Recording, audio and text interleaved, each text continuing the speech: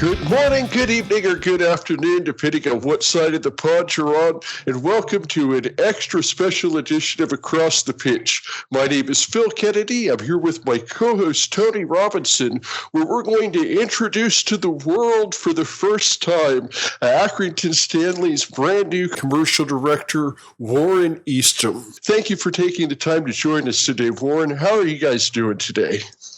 It's been a good day today. Obviously, we started with our first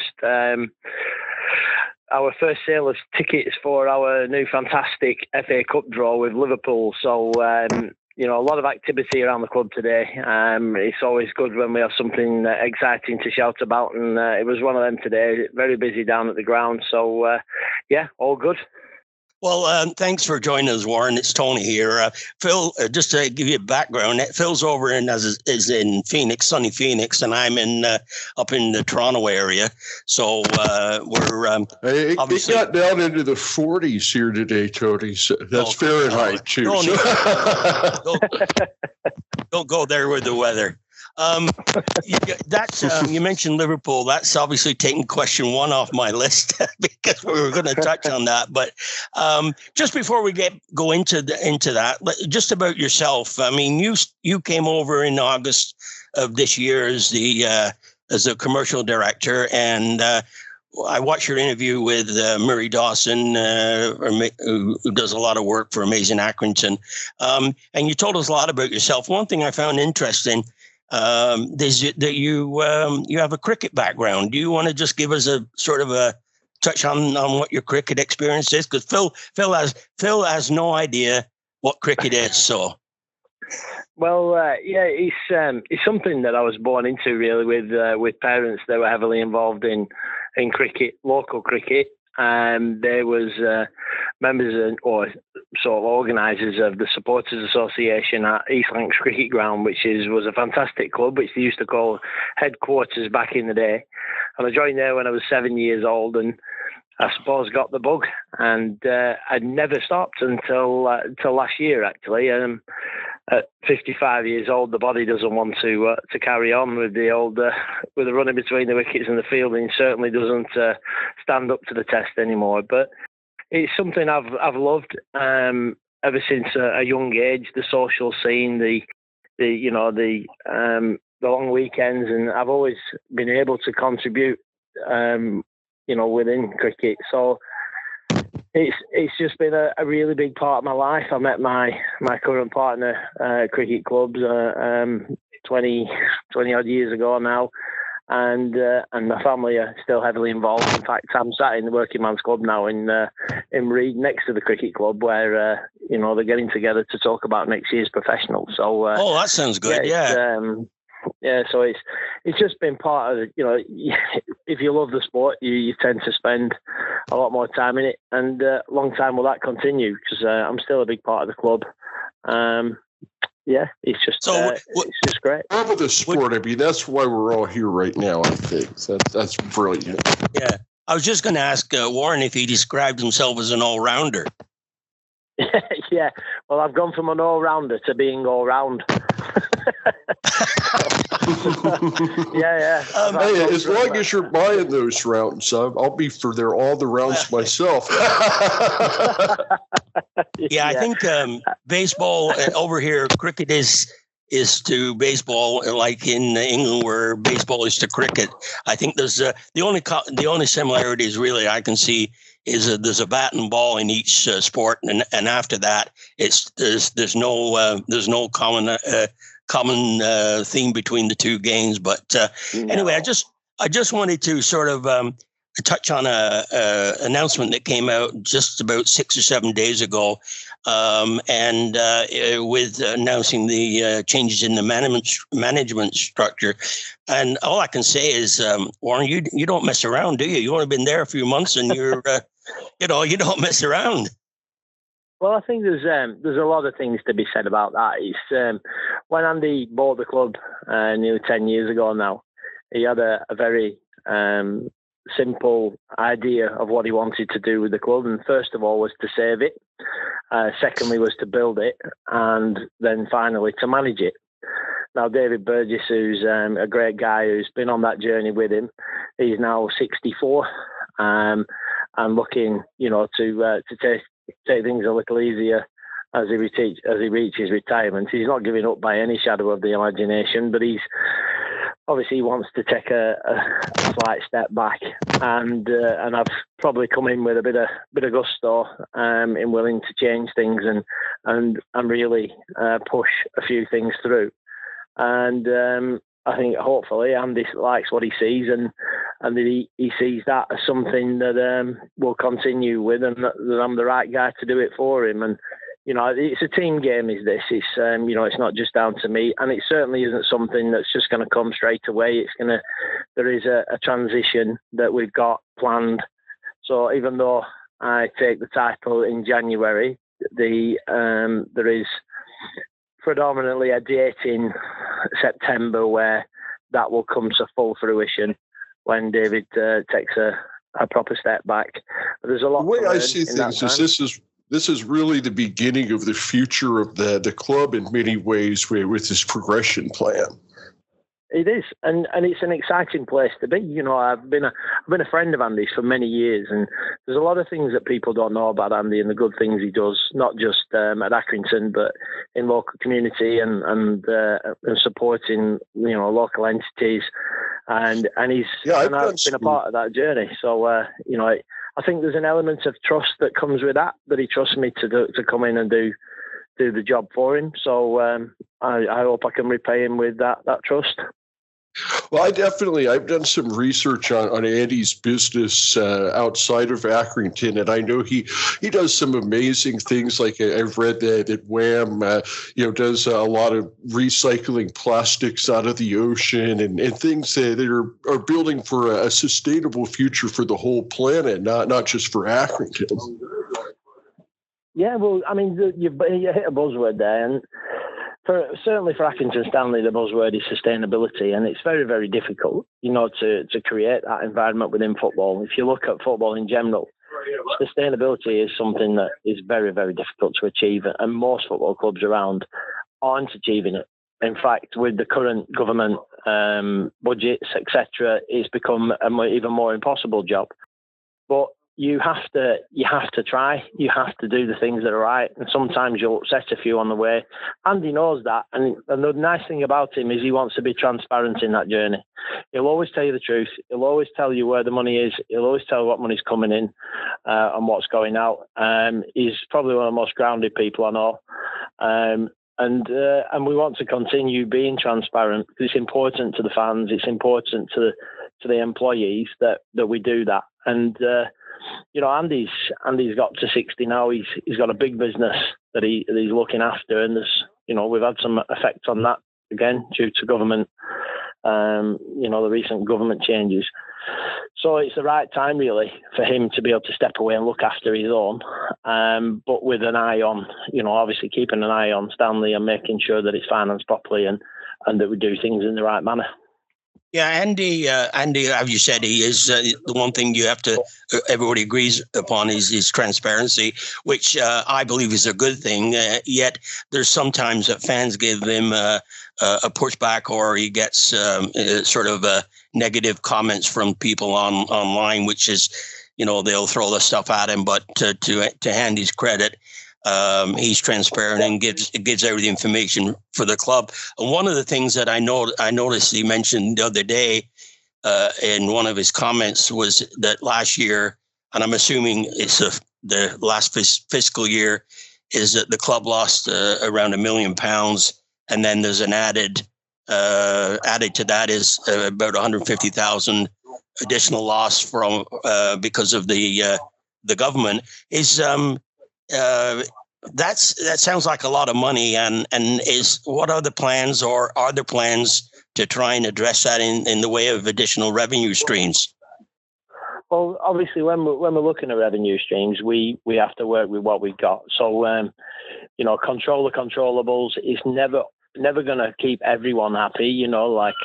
We'll talk about the way we've gone cashless over the last few weeks, but you have to control the controllables, and that comes with resource. It comes with investment. It comes with a lot of things that we need to keep an eye on.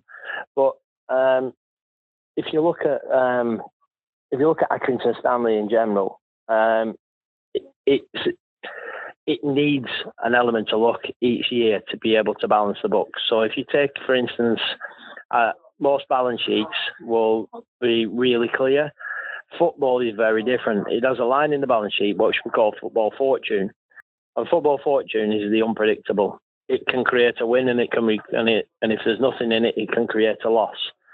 Now, there's a lot of clubs gamble on that and hope that something comes in, because that's where transfer fees come into. That's where your cup runs come into. That's where a lot of the money that's unpredictable comes into. Now, you can only take averages when you budget in, but sometimes you're going to get a year where nothing comes into that line. If you get knocked out of all the cups and no one buys any of your players, then it's an empty line, and it is an unpredictable. And unfortunately, we have to try and cover that with other revenue streams. So, we need more events on at the club. We're trying to do things that don't have the most impact on the fans.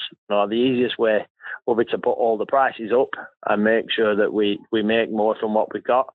But the way that Accrington is, there's not a lot of people in the town. Our fan base is very, very loyal and small as well. We pretty much know everyone personally to the point. So we don't want to do that. So we have to look at other measures to be sustainable. We cut our cloth accordingly. If we get a windfall, usually you'll see that invested back into players. You'll see it invested back into the community trust. You'll see it in various areas. So, we're very proud of what we do. And although we don't please everyone all of the time, we do our best. Well, this is a good lead into the Liverpool match. Obviously, it's a dream come true for a club like Accrington Stanley. I mean, I think it can't be understated what the benefits are going to be, not only from a publicity point of view, but financially. And the allotment that I read is you got 4,700 tickets. And you said they went on sale today. So how has the day gone? How is ticket sales going, and how are things proceeding in that vein? Well, we've 3 allotments from Liverpool, 2,900. Then once we reach that, we get to the next one, which is around 3,700, and then the final one is up to 4,700. Today we cleared just over 2,000, and we've probably got about another 500 that we know already that'll be in probably over the next couple of days. We're pretty confident that we'll reach the number, which, today went better than we first thought. So, Liverpool have their agenda. They want to sell the tickets to Liverpool fans. So we're doing our damnedest to make sure we fill our allocation, and we've done some good things today as well. We've allocated specifics to, a singing area for our ultras and making sure we can make as much noise when we get there. But we're doing our best to make sure everyone gets the opportunity to go and that we fill the full allocation. So I saw something about a singing section, Liverpool, where they're setting aside like 400 seats for Stanley fans.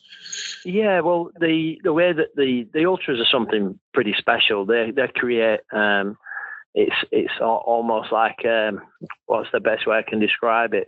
Like a mini Istanbul with all the flags and the singing, the jumping up and down. They are very, very unique in for such a for a small club like us. We're very fortunate to have them. They finance a lot of the the flags themselves, the banners themselves. They make a lot of noise. They're really passionate about the club, and it's only fair that when we get an opportunity like this, that we create the best environment for them as well as everyone else. So, and we want to make a lot of noise. These lads and ladies and children get together at weekends, and despite some of the small crowds, they do really make it an event. So we wanted to make sure that they've got that. They organise a lot of their own travel, and things like that. So, why not? They are part of us, and we're very proud of them. Yeah, you got to give hats off to Jace Graham. I mean, what he does and the passion he brings to his the ultras and the club is you can't question that. It's just a tremendous amount of work and effort he puts in. And I did see online today that there was a gentleman put on that it was an easy process today. Got 3 tickets all within 10 minutes, and thank you to the ticket office. So that's it's nice because when you get negative feedback, I mean, some of the people you'll feed that in there, but it's nice to get to see somebody saying the process is working well. That's gotta be good for you and your team. Yeah, it is, and everyone has an opinion on what they want their match day experience and their football club to be like. And, for every good thing you do, it won't fit with someone else. And, you often find yourself doing something you're quite proud of and you get generally a good amount of feedback. But, the world of social media, it allows everyone freedom to see what fits with them. And, it was a pleasure to see that one today. I actually did see it. And Paul Baldwin, who... he's one of the ultras who's done fantastic work over the last few days. He's collected, next to the 400 ticket, collected all the money. He's facilitated every aspect of it. All we needed to do was press the button and allocate tickets. So, when we say we have got a special club, I mean, I've only been at the club since August, and it was said to me when I joined, this club will. It'll put its arms around you, and you'll become one of the biggest fans. And you're right. You turn up at weekends, and you can't help falling in love with it. And I know it's got its limits and whatever. But when I walked out of Chairman's Lounge on that first time when I first accepted, I knew what I wanted to do, and I knew that I could make a difference. And I looked out and I saw what the town of Accrington is and the football club is, and I just thought, yeah, this is something I want to be a part of. This weekend, it showed that with the ticket sales. Yeah, and I think that's something, Phil, you can connect with because Phil started off picking Stanley as a sort of a team to talk about on a podcast. Yeah, and then, like you said, has fallen in love with it, and all the way from Phoenix. So I think you can relate to what Warren just said, can't you, Phil? Oh yeah, absolutely. And I mean, I think that's kind of our whole goal here is a show from across the pitch is to kind of get people aware of Stanley here across the sea, because once you find out the story and the history of the club and just learn the family atmosphere, it's almost impossible not to fall in love with Accrington Stanley from afar. If you're somebody that truly appreciates sports and truly appreciates history and a good story. Well, I totally agree. Yeah, I was going to say it's the family connection and the way it pulls you in, and then you want to go to using a cricket and baseball term, you want to go to bat for the club. And that's what we're trying to do as well. But there was a couple of people, and I think questions might have been answered. But one of the things I just thought we'd touch on and get it sort of on our podcast is I was asked by a friend of mine, Stephen Pye, about the season tickets holders. How many could they purchase? And I think you probably already addressed that. But could you just let us know what the process is for a season ticket holder? Well, for the season ticket holders, obviously they went on sale today and until Friday when we start inviting other people to buy tickets. But we wanted to give them the first option to purchase. Limits were put on as long as we knew where they were going to, and they were from people of Accrington that had previously purchased before or part of the Supporters Trust. Then they were allowed to purchase accordingly. We use common sense, if the truth be known. We wanted the season ticket holders and those who invest the time and effort into us, on that front. Then we wanted them to have the best options, and they've repaid us today. the people who came down to the ground and called in, and I know we've missed a lot of phone calls today, but we haven't got, a large amount of funds to take all the calls. But, they've repaid us today by coming in. They've been really good. They've waited, not a long time, but, those who've come, bought the tickets, they've gone home happy. They know they're going to get them. We've got a good process going. The staff worked hard. So, the season ticket holders hopefully will feel that it was a simple process.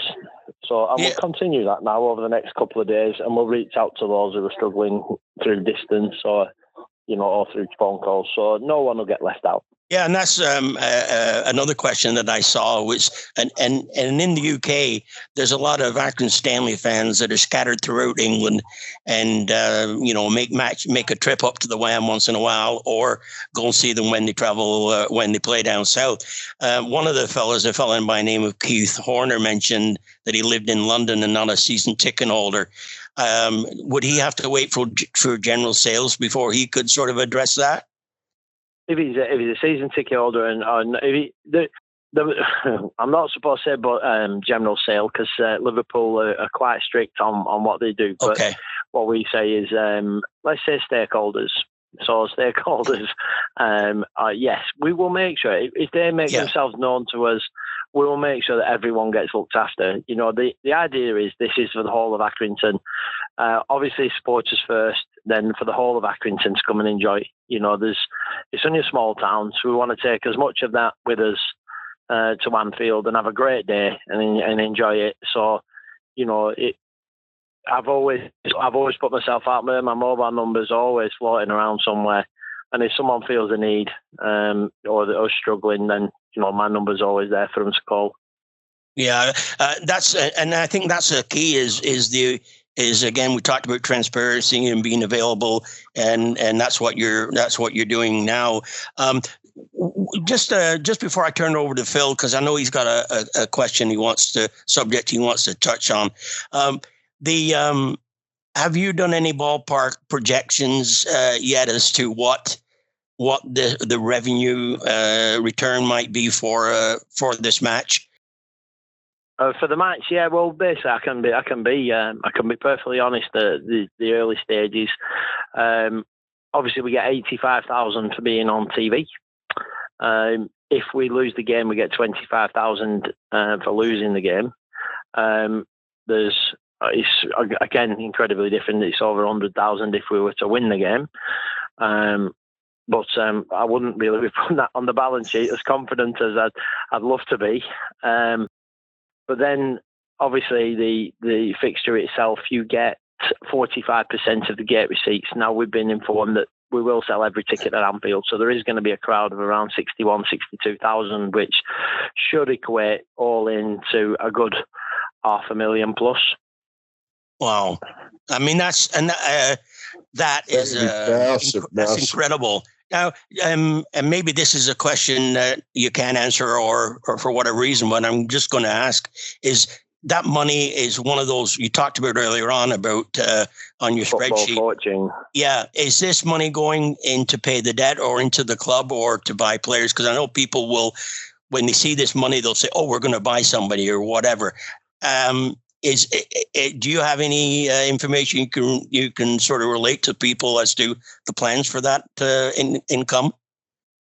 Well, I mean, the way that football works is obviously we have to recover losses to a degree, but we have to make sure that the club continues to move forward. Now, Andy's always been generous in ensuring that when we do get a windfall, some of that goes back into the club, because we need to make sure that we continue to move up the Football League. Any talk of relegation will be disastrous for the club. So we want to make sure we're pushing forward. We want to keep new names coming in. We need to keep the managers happy and challenged by bringing, and also the rest of the squad challenged by bringing new people in. So there has to be investment, and there will be. It's consistent is the conversation surrounding new incoming and players who might not be, and it's for a club like ours, we haven't got a vast squad. We've got what we feel is a really good squad that challenges. Perhaps, at the moment in the early stages, they're only gelling, at this stage of new management team, and we've got a relatively new squad. But if I've seen them together, and we're really confident in what they can achieve. I talked to John Doolan and Jed at the weekend, and they talk football all the time. They're really up for this, and that's what you want. So you have to give them the tools, and we are going to give them the tools. We can't be over extravagant. We have to be realistic about what we can do, but we will give them what they need to help bolster the squad if they need it. And David and myself and Andy are consistently talking about what's good for the club, and hopefully, if we see a few names coming in over the Christmas period, then all be good. Well, we'll definitely look forward to that. And a couple things that we've talked about here already is you mentioned that social media certainly gives people a chance to express their opinions about different things. Also, we've talked about sustainability, and I think this next topic is going to go with both of those things, because this is certainly something that there's been no shortage of opinions on social media about. And I know there's some big official announcements coming out, but I did want to cover it on the podcast, and that has to do with the club's decision recently to go cashless, which I believe started with the last home match. And then I would say that from my perspective, when I first saw it, my immediate knee-jerk reaction was just basically that I didn't think it made a whole lot of sense. But then as I've seen things come out, I'm starting to understand how this really is an important thing for the sustainability of the club. So I just wanted to give you a chance to kind of elaborate from the club's point of view. What are all the benefits to going cashless? Well, mainly it's resource. And, as a club, we have a resource poor, and that is because, as a club at our size, we can't afford to have an extravagant amount of staff. And if you take the lady who looks after all the floats, and you think about how many tills we've got around the ground, how many we've got tills in the kiosk, we've got tills in Corley's, we've got tills in 1968 Lounge, we've got tills in the shop. Every time that till gets opened, it has to have a new float in it. It's got to be counted out, and it's got to be made sure we've got, that it's accurate, because we've got staff that need to be measured against that. Then at the end of the day, they've got to count that cash through and make sure that cash is accurate and that it's reconciled properly. Then it's got to be collected, and once it's collected, it needs to be split down into floats for the following day. Now, we have a young lady who's up at Whatmore UK, who's not even on our books, that is having to count that all the time. She spends 4 days sometimes. So if you take this Christmas period, for instance, we've had youth games on a Thursday, we've had Christmas parties on a Friday, we've had a game on the Saturday afternoon, we've had a Christmas party on the Saturday evening, and that's in 2 rooms. Then you've got open bar on a Sunday.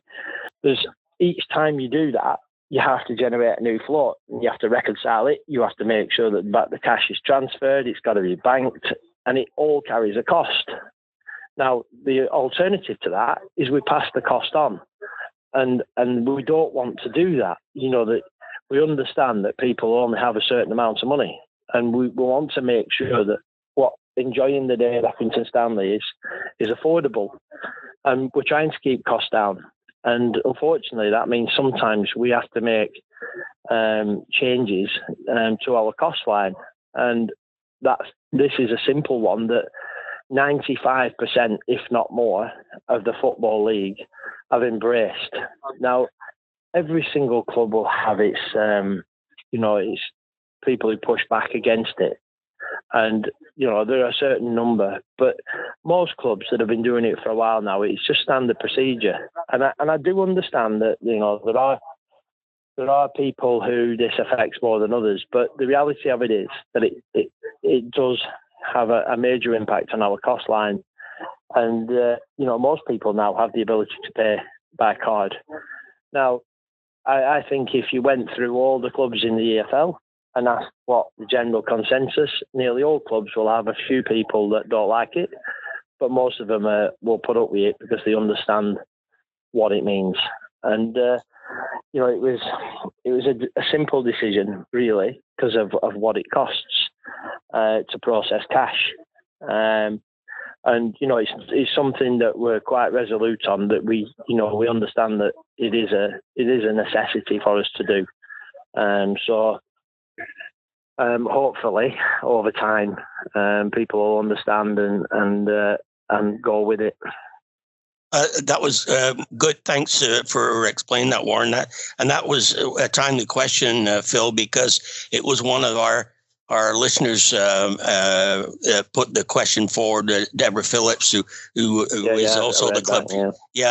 And so she's wanted to make sure she was speaking on behalf of the disgruntled fans. But one of the things that when we talking about that is there any thought of sort of when things are like this are going to occur about putting out statements prior to that, or what's your thoughts on how this should be communicated to the fans and the general public? Well, there was posters all the way around the ground at the Bromley game. There was social media. There was banners all around the ground last week. We have gone out. They were on the TV screens at Bromley and Coley's Bar. It's not that he hasn't gone out there, and there's only so much you can do. Like we've only got so many staff. So we, as much as we'd love, we'd love to be everything to everybody, and I think everyone would understand that, but we can't. So we have to cut our cloth accordingly, and sometimes the hard decisions are the ones that sometimes you have to sit back and take it on the chin and go, right, this isn't going to be all right by everybody, but in the main, it's the right decision. And sorry, I'm sorry to interrupt there, Warren. I was just thinking about in the hospitality, which I've participated in for a few years, and in Coley's. Is there any thoughts for people that are at a table and maybe consuming more than just the odd pint and buying wine and drinks and such, that they would be able to operate a sort of a tab, or is it going to be individual transactions when every time somebody gets? No, I purchased a card safe. People can request a tab with their card and put the card in the card safe for GDPR reasons, so they can actually run a tab, no problems at all. There was Karen's, she's very specific on the way she wants the bars to run, and she understands GDPR and wants to stick to the rules. So we got the card safe in now, so if anyone wants to go and run a tab, all they need to do is pass the card. It'll go into the card safe. They've got a key for the card safe, and then they clear their tab at the end and get the card back. Oh, that's well. I think that's You're sort of catering to some to a setup where people are going to be buying just more than and one drink. And I think if somebody's at a table, socializing, or they're sponsoring and got guests there, it would be obviously a benefit to them to do that. I want to just sort of change topic for a second, if I could, with Phil and Warren. I got a question in that from Gary Demain, who's well known to the club and to fans of our podcast. And this has something to do more, I guess, around the succession planning and with the management changes. And obviously, Andy is still, supporting the club financially. Is there going to be sort of plans to look at future ownership? And if so, what sort of criteria will you have and that the owners will have to sort of bring to the table if they want to purchase the club? Well, to be honest, at the moment, that isn't the case. I mean, we're not looking to sell the club. All he's looking to do is, when he said he wanted someone to manage it, he's a very busy guy himself. And, given recent budgets and things that he's currently engaged in, he's a very, very busy guy. And the only reason he's slightly stepping away is only on from a management perspective, he trusts us to get on with the job now. He wants to give us space to do that properly. And he generally trusts myself and David, and obviously Virginia's up there in accounts working with us. So, we've got a good team. We've got some good ideas for what we want to do going forward. And Andy will continue to finance the club for as long as it needs it. And to be fair, there's been no discussion since, the couple of years ago when we had that, where there were certain things went on. But we want to look forward. He's not looking to sell it, and the finances will be there when we need them. Now, just to kind of change topics a little bit, one of our big things that we're doing over here, of course, is trying to promote the club in North America. And something that we've recently discovered is that there's an app over here that's called Paramount Plus, which is through CBS, which is one of the major television networks over here.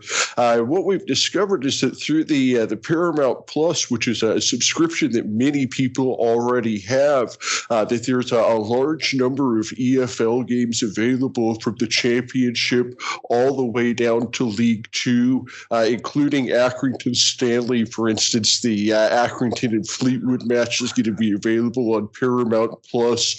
They even have 11-minute highlight recaps of League Two games. So it's just for us, of course, as a podcast, it's an amazing resource. But obviously, also in terms of spreading the word of the club over here in the States, we think this is something that is really going to help us be able to, give people access to actually watching the games. So what I wanted to ask from your perspective is, how big of a thing is it for the club to have this type of exposure available in the U.S. and, potentially gain some new fans from people watching that way? Well, from my point of view, I've been to a couple of the EFL meetings now, and there's a lot of work going on by the EFL to promote to an international market, and they're being quite successful at it. The viewing figures are going up. But from my own personal perspective, I want to grow the supporter base in every area, whether that be locally, nationally, internationally, whatever it happens to be. The world's a smaller place now. And everyone should be able to have access to watch whatever they want to watch, and the EFL are making that possible. So if there are people over there who want to follow Accrington Stanley, who want to get in touch with Accrington Stanley, we're all ears. We've got a young, enthusiastic commercial team that want to grow the business and bring more money into the club. And the wider we can spread that good feeling, then the better. So I want that. I said to I think it was it Tony who messaged me earlier. I think I was talking about how we do that. What sort of channels we can go down to, to increase the exposure we have over there, and that same sort of question will go to anywhere around Europe and further afield. So I'm all ears for that, and I want it. I want more of it. Paramount Plus gives another avenue for us to be able to promote to people to watch over here in the States, and just growing it globally, and what a big thing that is for Stanley, because of course you have Blackburn and Burnley, right in your neighborhood in England. So, the international market, you don't have to worry about those neighbors so much. And, even we have a bit of a following in Ghana. It's just an amazing thing to see the club grow in popularity internationally. I think when you look at international, one of the biggest things I'm looking to do is to drive a lot of our business online. And I want to make sure that, it's visible, everyone, we market to the palm nowadays, and we want everyone to, to be able to see what we do, to purchase from the shop, from our club shop. The new club shop actually will go live in the next few days. I feel we forced a hand there to make sure it's done with our current sponsors. So I want that to grow. I want that to be the best it possibly can. So, the more we put online and the more visibility we give the club, hopefully the more we'll get following us. Well, and that has a lot to do with sort of what we try and do across the pitch, is that we're not a huge podcast by any stretch of the imagination, but we have increased, the number of fans that follow and know of Stanley now in North America. Plus, I mean, we're getting back going now after a year of hiatus, but I mean, we have been downloaded in over 50 countries, in 6 out of 7 continents. So there is a sort of some interest, and even if we can reach one person in a far off country and get them to know Stanley, that's one more positive way of spreading the global brand. And I think if we can sort of assist you guys in any way to do that, then the goal is the same. We want to promote the club locally and internationally. Yeah, and that's exactly right. And the more, with people like yourselves, and this is why I was so eager to come on today and talk to you guys. Like I said before, the world's a bigger place, and there are groups of people that travel now, that emigrate, that move, that still have Accrington in their hearts, and when we want to reach out to them and make sure that transponds to others around them. So the more we can do it, the better it is. But we need to give them visibility. We need to make sure that we're seen and heard, and hopefully that'll help the club grow across the sea. Well, I'm glad we're on the same page. And you mentioned the online shop, and because I've got an old Stanley jacket that's from the Joma days, and I'm ready to purchase a new one. So I'll either do that online or when I'm. Yeah, I'm going to order one of those blue kits. Those are sharp. I need one of those. Yeah, I've got to get something, and maybe if I don't do it online, I'll do it next year when I'm over. As I probably, a lot of people know, I travel over in September, October for a couple months to watch some games. So I'll certainly, when we'll be talking before then, but I'll certainly make a point of coming over to say hello to you, Warren. And by that time, you'll be my guest with pleasure. Yeah, you'll be wearing your CEO hat then, and we can have a real impact on things. Great. That'd be wonderful. I really look forward to it. Right. Phil, did you have anything anything else? I know we've covered a lot here today, and I think Warren, I just got to thank him for his transparency and his clear and concise answers, and that's what we want, and that's what we want to promote about the club. Yeah, and we'll continue to do that. So thank you very much for your time. And it's been a pleasure. And please don't be a stranger. Right. Come back, and if there's anything you ever need to know, just please ask. Phil? Yes, absolutely. I mean, I think that we've talked about everything that I had to talk about. And Warren, we can't thank you enough for your time today, for jumping on and talking with us right away. When I know that you're a busy guy and you have a lot of things on your plate, and we're really, really excited about the future of the club. We're excited about the direction, and can't wait to see where you take things in the future as CEO. And we will be here as Across the Pitch, doing everything that we can to spread the word about the club internationally. And we can't thank you enough for all of the help that we've gotten from the club over the years, and look forward to having you on in the future. And thank you again so much for everything. My pleasure. Well, let you get back to your meeting or your social event there. We do need to do our wrap up though. So anyway, it's been great. I really enjoyed it, and thanks again. No problem. We always end with an on Stanley on. So I'm going to count to 3, and then we'll go on Stanley on. So here we go. 1, 2, 3. On Stanley on. Cheers, Warren. Have a good one, Warren. See you in a bit. Bye-bye. Bye.